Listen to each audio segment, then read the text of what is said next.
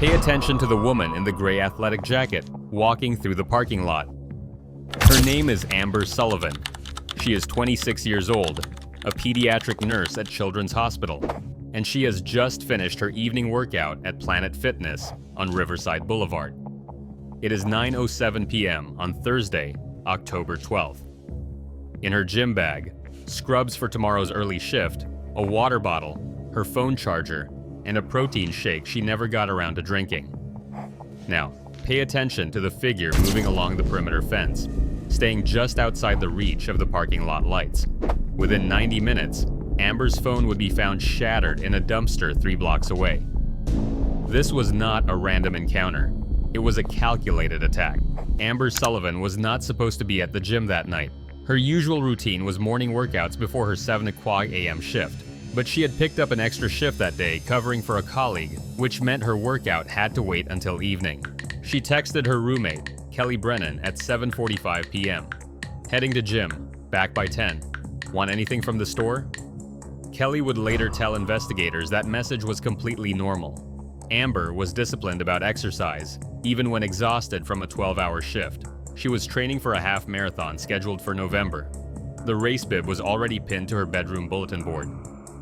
At 8:15 p.m., Amber swiped into Planet Fitness. Security footage shows her on the treadmill, then moving to the weight area.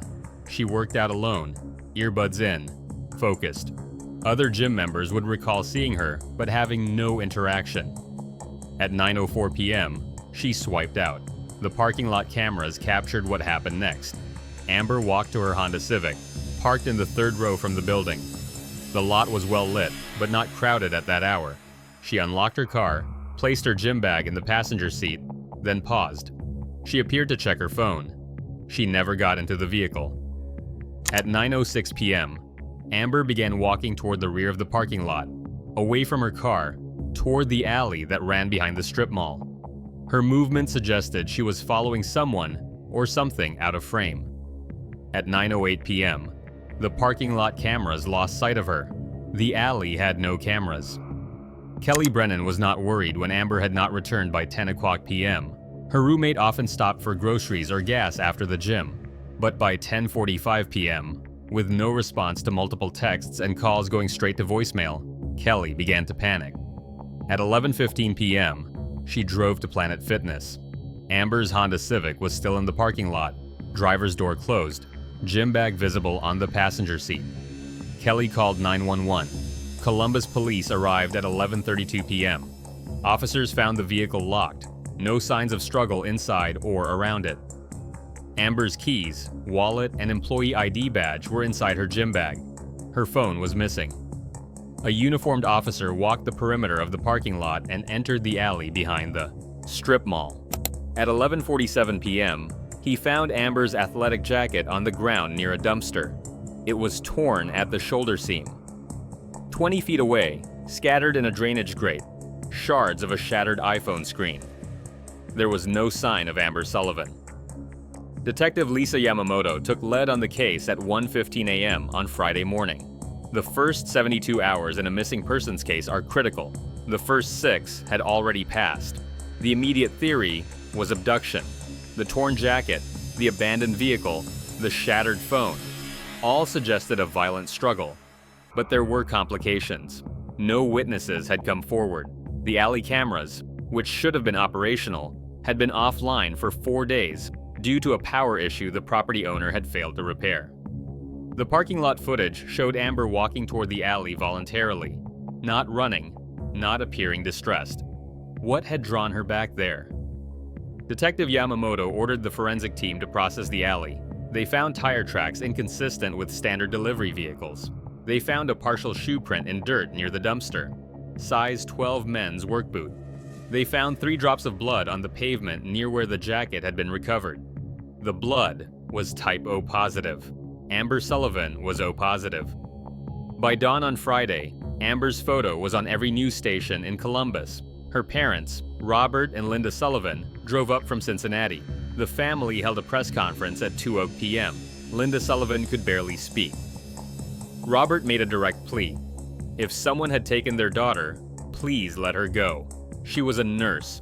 She helped children. She would never hurt anyone. The tip line received 43 calls in the first 6 hours. Most were well-meaning, but useless. 3 were credible.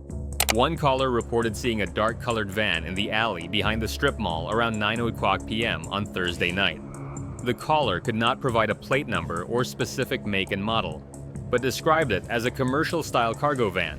No windows in the rear, possibly black or dark blue. Another caller, a homeless man who frequently slept near the dumpsters, reported hearing a woman scream around 9:10 p.m. He had not investigated. He assumed it was an argument between a couple. He deeply regretted that now. The third call came from a manager at a gas station 4 blocks from the gym. She reported that a man had come in around 9:30 p.m. on Thursday, purchased zip ties and duct tape, and paid cash. He was driving a dark blue cargo van. The transaction had struck her as odd, but she had not thought to write down the plate number. She provided a description: black male, mid-30s, approximately 6 feet tall, muscular build, wearing a gray hoodie and jeans. Detective Yamamoto pulled the gas station surveillance footage immediately. The man was visible on camera for 11 seconds. His face was partially obscured by the hood, but his build and clothing matched the description. The van's license plate was just barely legible in one frame. Ohio plate, KDM 4782. The vehicle was registered to Isaiah Kimani, age 34, residing at 1847 Whitmore Avenue in South Columbus. Isaiah Kimani was a Kenyan immigrant who had lived in the United States for 9 years. He worked as a contract maintenance technician for several property management companies in the Columbus area. He had no prior criminal record. He was married with 1 daughter, age 6. On paper, he was unremarkable. Detective Yamamoto and 3 other officers arrived at Kimani's address at 6:45 a.m. on Saturday morning, October 14th. The blue cargo van was parked in the driveway. Kimani answered the door in sweatpants and a t-shirt. He appeared confused by the police presence. Yamamoto asked if he would be willing to answer some questions. Kimani agreed. He was cooperative, almost eager to help. He confirmed he had been at the gas station on Thursday night. He said he was purchasing supplies for a maintenance job scheduled for Friday morning. The zip ties were for securing loose wiring. The duct tape was for sealing a broken pipe temporarily.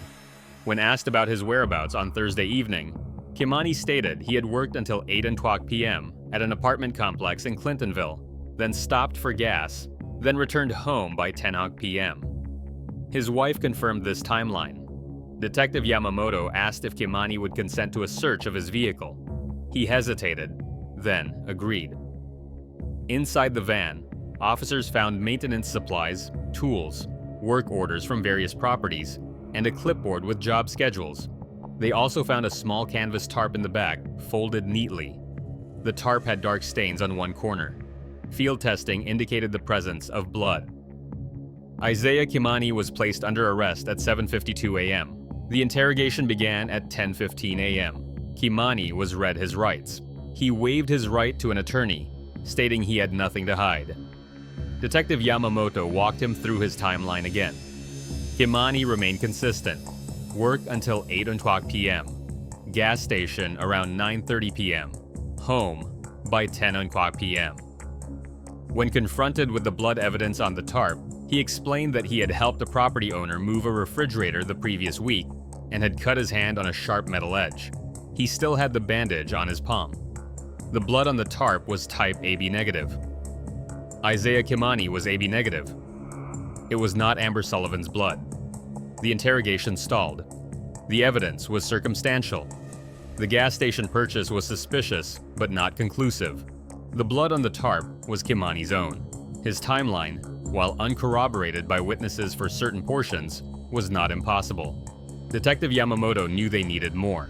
The forensic team conducted a full search of Kimani's home and vehicle on Saturday afternoon. They removed his laptop, his phone, and several items from the van for further analysis. Kimani's wife and daughter stayed with relatives during the search. At 4:30 p.m., the digital forensics team made a breakthrough. Kimani's phone had been at the Planet Fitness parking lot at 9:05 p.m. on Thursday, October 12th. Cell tower pings placed the device within 50 meters of Amber Sullivan's last known location. The phone then moved south, traveling along side streets before arriving at Kimani's residence at 9:47 p.m. The timeline fit. But there was more. Kimani's search history from the previous week included how to disable security cameras, how long does it take to file a missing person report, and rural areas near Columbus, Ohio. He had also searched for Amber Sullivan's name. On October 10th, 2 days before her disappearance, Kimani had viewed Amber's Facebook profile, her Instagram account, and a local news article about Children's Hospital that featured her photo and name. He had been stalking her online. When confronted with this evidence, Isaiah Kimani's demeanor changed. The cooperative tone vanished. He requested an attorney and stopped answering questions. But the investigators were no longer focused on the interrogation. They were focused on finding Amber Sullivan. The search history indicated rural areas. Detectives began mapping locations within a 90-minute drive from Columbus, the window between Kimani's last confirmed sighting and his arrival home. They focused on properties Kimani had worked at recently, abandoned structures, wooded areas near his regular routes. At 11:30 p.m. on Saturday night, a K-9 unit was deployed to a foreclosed property in Madison County, where Kimani had performed maintenance work 6 months earlier. The property was a farmhouse, vacant for 3 years, surrounded by fields and accessible by a gravel road with no cameras. At 12:47 a.m. on Sunday, October 15th, the dogs alerted near a detached barn at the rear of the property. Inside the barn, officers found Amber Sullivan. She was alive. Barely. Amber had been bound with zip ties and duct tape. She was dehydrated, hypothermic, and had visible injuries to her face and arms. She could not speak when they found her. Paramedics transported her immediately to Riverside Methodist Hospital. She had been held captive for approximately 63 hours. Medical exams revealed blunt force trauma to her head, defensive wounds on her forearms, and evidence of prolonged restraint. She had not been sexually assaulted. She had been beaten and abandoned, left to die in a freezing barn with no food or water. Doctors stated that if she had not been found within the next 12 hours, she likely would not have survived. Amber Sullivan remained hospitalized for 8 days. She suffered a concussion, 2 fractured ribs, severe dehydration, and mild frostbite on her fingers and toes. Psychologically, the trauma was profound. She experienced nightmares, flashbacks, and acute anxiety. She could not return to her apartment. She moved back to Cincinnati to stay with her parents. When she was well enough to speak with investigators, she provided her account. She had been walking to her car when she heard a noise near the dumpsters in the alley. Something metallic falling, like a tool or pipe. She thought someone might need help. She walked toward the sound. That was when Isaiah Kimani grabbed her from behind. He struck her in the head with something heavy. She thought it was a wrench or crowbar.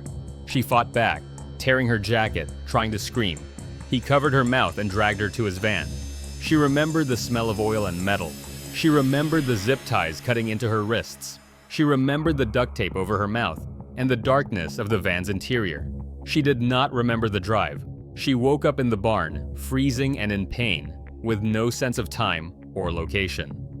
Isaiah Kimani never spoke to her. He never explained why. He brought her no food or water. He checked on her once.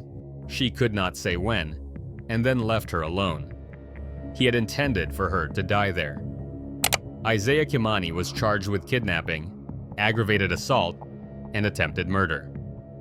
Prosecutors argued that the attack was premeditated. The online stalking, the location scouting, the purchase of restraints, all pointed to planning. The defense argued that Kimani suffered from untreated mental illness related to trauma he had experienced during political violence in Kenya as a young man. They claimed diminished capacity and sought a plea deal. The prosecution refused. The trial began on March 4th. Amber Sullivan testified. She described the attack, the captivity, and the terror of believing she would die alone in that barn. She looked at Kimani during her testimony. He did not look back. The forensic evidence was overwhelming. The cell tower data, the search history, the blood evidence from the alley, the tarp, the zip ties matching those purchased at the gas station. Every piece pointed to Kimani. The defense presented psychiatric testimony. Doctors described Kimani's history.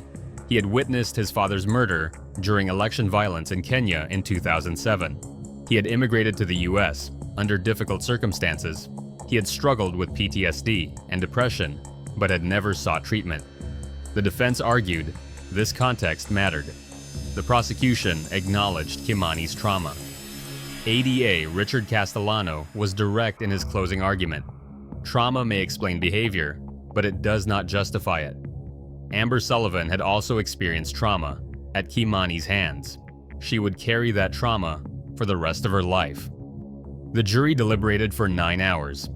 Isaiah Kimani was found guilty on all counts. He was sentenced to 38 years in prison without the possibility of parole for 30 years.